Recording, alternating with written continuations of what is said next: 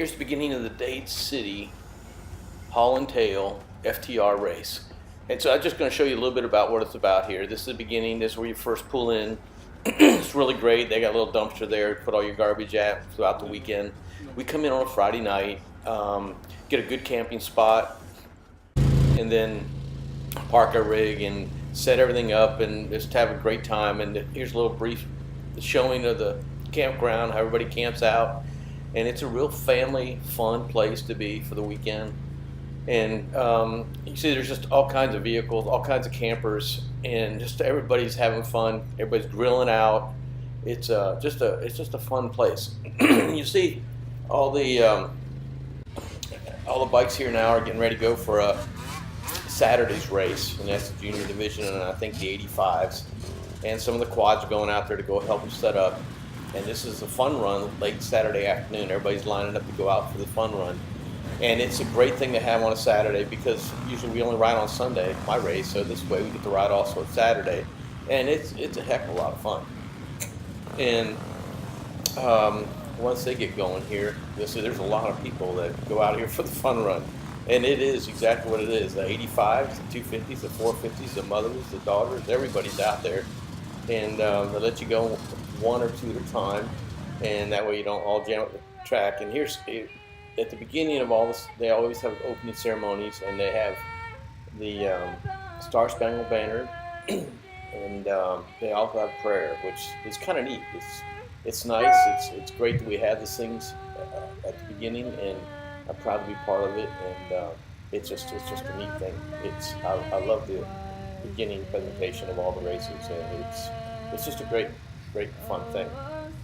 So now we're getting ready to go to some of the race part, but it's not really much of it anyways.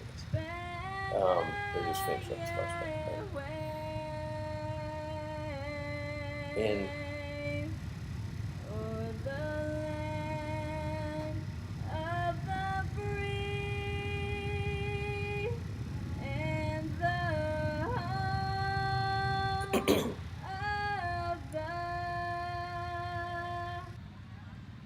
here's the beginning of the race.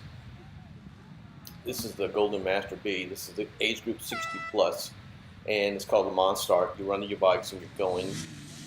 That is me there doing the wheelie, and that's actually the brand new 2018 250 TTI fuel injected KTM. It's an awesome bike. Before I got that bike, I never got a whole shot, but since we had that bike, it's always put me in the front, and I'm not a very good rider, so it really gets you going. It's a great bike. And here I am coming. I just finished my first lap. I came to the chicane area, and I can't believe my wife didn't even film me because I'm going so fast there, but she did get a good shot of me there. And then here I am at the finish. And you see how fast I'm going there. Okay, well now I'm going to go and show you some GoPro footage of the race and tell you what's going on here from a different little point of view. But this is the Le Mans start. This is how we all line up on the red line ahead of our bikes. And it's my son, Matt. He's holding my bike for me, and that really helps. Somebody holds it for you. And you have a stool there, and the bikes are not started at this point. They're just shut off. So then they'll tell you 30 seconds and then 10 seconds. And then you'll run to your bike. You'll jump on it and start it and take off and see how you go to the first two green markers you got to go through. And now we're getting ready for the start. Probably down to our last few seconds here. And now he probably said 10 seconds. And there he goes. They blew off a horn and off the bikes go, and there's a little wheelie there. I run those tubeless tires on this KTM bike, and it's got I run like 5 to 7 pounds of pressure, and it really bites well. As you can see, there's a whole shot, and oh, there is Roland. He's actually on my line, but he's in the 66 plus age group, and he is an old A rider, and you can see he just puts that gas down and off he goes. And right there, actually, he's racing with a broken, cracked hand right by his wrist there, and he's still, nothing slows that man down. But anyways, there he goes. And I'm doing my best to try to catch up to him, but there's no chance of that going to happen. So then we get out to the straightaway and out on the big grass plains area, big open berm turns, and powered on. And there is Greg. He's also in the 66 plus age group category and passed me. I got back, and I think I almost have him beat again, but then he shows me who the boss is. There he goes. And then I won't see him very much more after this. Because him and Roland went up there and they led the 66 plus age group. And actually, I think there's in the 66 plus age group, there's probably more riders in that group than there are in the Golden Master B group, which I'm in, and that goes 60 to 66. And so there's a rider ahead of us. He's probably from one of the veterans or master classes ahead of us. There's a little mud slough we went through. And I'm passing a couple guys, trying to make up some time, thinking I'm going to be able to catch Greg, but there's no chance of that happening in this video. But so we're riding through, and we're catching a few guys. You'll see on the side of the trees, you'll see the red markers. And the red markers, you can pass on either side of those red markers within 20 feet or so. And look, you see Greg, he just went around that tree and off he went. Now, if you see the green markers, you have to go between the two green markers. If you get caught in cutting those green markers, then you can lose a position or get DQ'd. It depends what you do. So Greg there is firing away, and all I see is this dust at this point.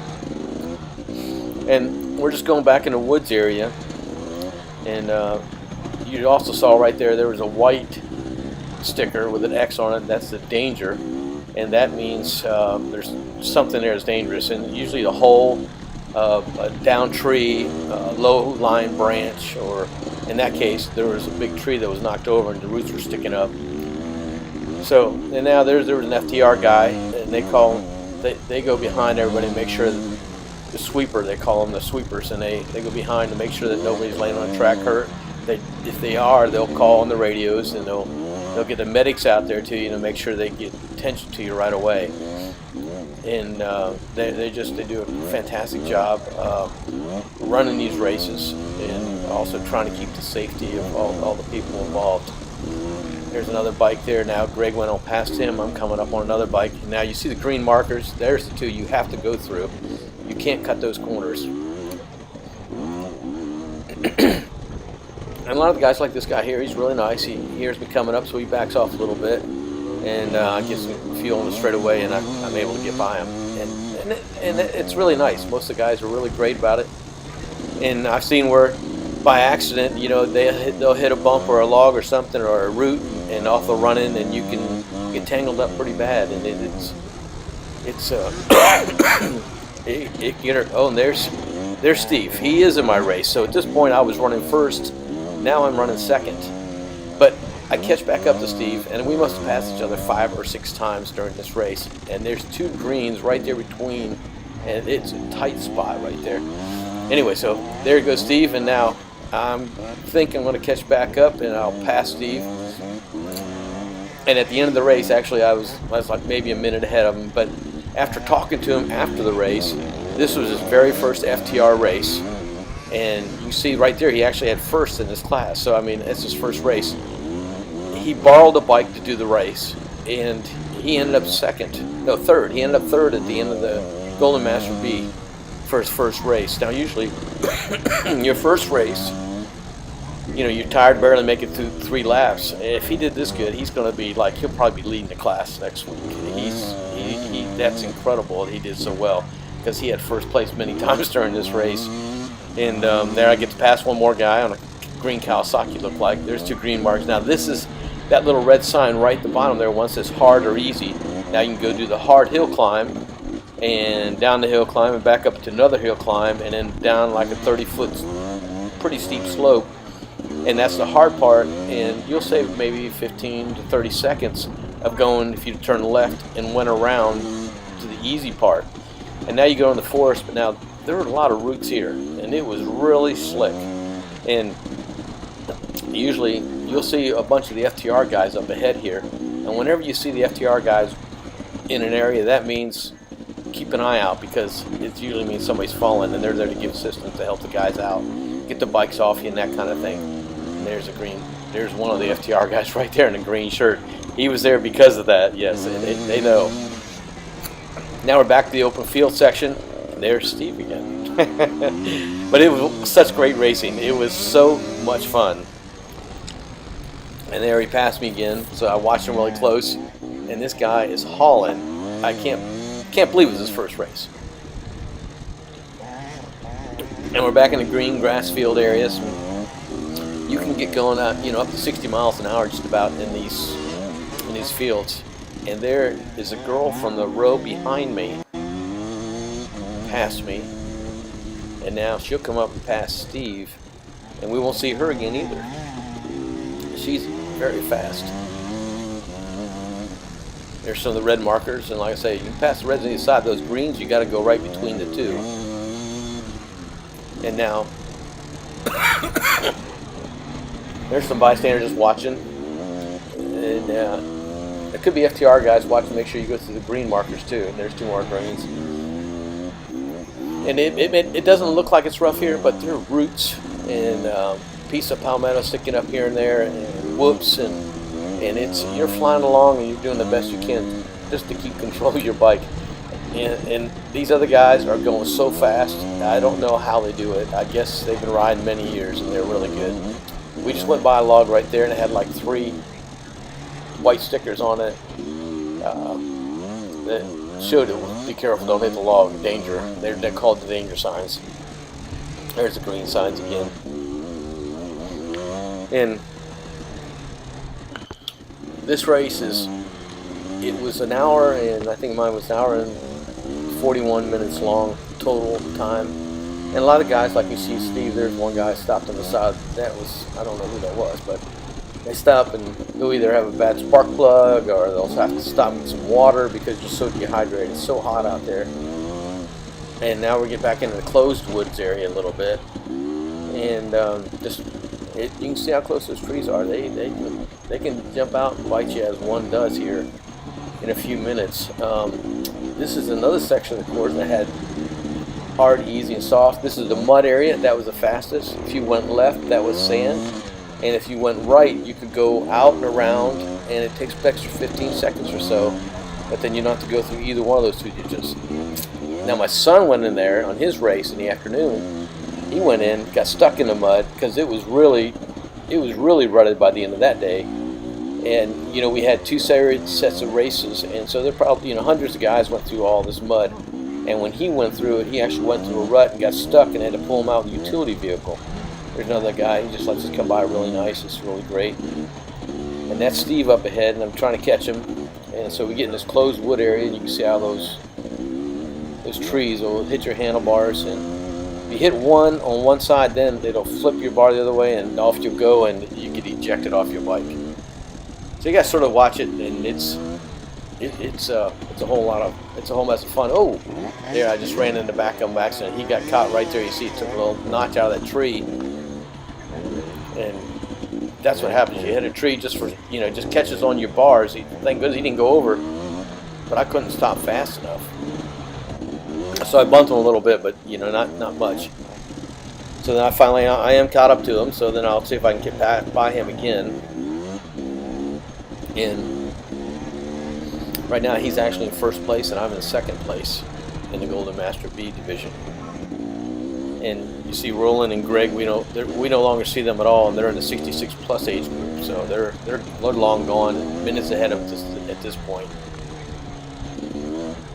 And I put in a couple of these bits and segments, from all 3 laps. We only did 3 laps that day. And so I didn't make it really a long video, but you'll just see that just a couple parts of the highlights, what goes on here, left and right. But I battle Steve here and there. Now we have a little bit of terrain change, and we come in and out of little ruts and through the trees. There's a bystander FTR guy, and there's a little hole right there. You see they got it taped off. And as we're going through all this closed-in wooded area, and this was kind of fun. In all these hare scrambles that we race in, you'll either have like these big open field sections, you get going up to 60 miles an hour if you like, and they'll have some whoops in them. And then we'll have some closed-in areas where there's closed-in woods, like exactly what we're in right now. You can't hardly get past second gear. And then you'll have some jumps and hairline turns, and there's a little dip right there. As a matter of fact, we went through, and now we come up with a little straightaway, and there I got past Steve again. So, and then he comes back and he catches me many more times, and there's 2 greens we had to go through, and now we're just plumb along. We're back in an open section there. I think I'm catching another rider, and I think I'm doing pretty good. And then right pretty soon here, there'll be Dale will come up from nowhere, and I'll go, oh my gosh, there he is. And I have to look down and see the number plate. There goes. We just by a log there that had three danger signs on it, because you can get sideways right here in this soft sand, and you can see the soft sand, and now the whoop's up and down, and you're gassing it, you're going, and there's Dale. Right there he is. I don't even know where he came from. I heard that 4-stroke behind you. You can hear the 4-stroke's different than a 2-stroke, and Steve was on a 2-stroke, and then but I heard this low thumping noise, and I thought it was maybe a Class A rider back there coming up on me. But it was Dale, and Dale now has first place in Golden Master B right there. He went by me, and I thought, okay, it's okay, because I'm going to stay here behind him, and maybe I can stay up with him. I can if I try hard enough, and maybe he'll make a mistake, and maybe I'll get up there, but that does not happen. Actually, I hit a tree, so you'll see that here in just a few seconds. But he's flying along here in all these closed-in areas right here, and you see the FTR guys. And this is the bad thing that happens. There's the mud section. I should have went straight. And this happens, and it's a hard thing not to do, is you continually seem to follow the guy ahead of you. And when he went right, I went right. And if I would have went straight, I would have went right through the mud section and cut off 15 seconds. And a good chance I could have got back in a position where I could have been right behind him really close again. But it's so hard to do. Usually you're following the guy ahead of you, and it's hard. If he turns left and he goes completely off the track, you'll go completely off the track too, and you won't know that you need to go straight. So anyways, he went right, I went right, and that cost me about another 15-20 seconds right there, and that was a bad turn for me. And it's a hard thing to try to remember all the time, is not to follow the guy ahead of you. So Dale starts getting out ahead of me now, and I really don't see him, but I'm trying, and now I'm trying maybe a little too hard, because, well, there you go. That tree didn't move too well, and it ran right in front of it. And so I can get back up and get together, and okay, I can pull this off. Let me get going here, and then go back down to this area by this little mud creek hole here. You know, the little mud ruts, and off I'm running again. But I think, okay, now I don't see anybody, so now I know I'm really far behind, because that fall takes you 15-20 seconds getting back up. And this third lap, you're tired, and that's what gets you. You know, you got to build up your cardio, and it's hard at the age of 60 plus to do that. So we'll probably only have another 2 miles left of this race course, and it'll be over. We'll go through the chicanes again. So we're going again up here, and as I fell and got a little tired, then I get a little more tired, and soon I get hung up on another tree here, and I can't. There it is. There's the tree there, and I can't get off that little tree because I can't touch. My feet can't touch the bottom. So I get going off there, and now it's just about over. The race is just about over. I showed you the ending earlier, so yeah, I came through the chicanes, and this is just about the end of the race. But it was just an absolute fantastic day. No rain, sunshine, semi-warm out, not too hot. Good weather, great racing, great friends. It was a great day. When we came back after this, after I finished, then I changed and I came out and helped my son. He raced his race. Thanks for watching.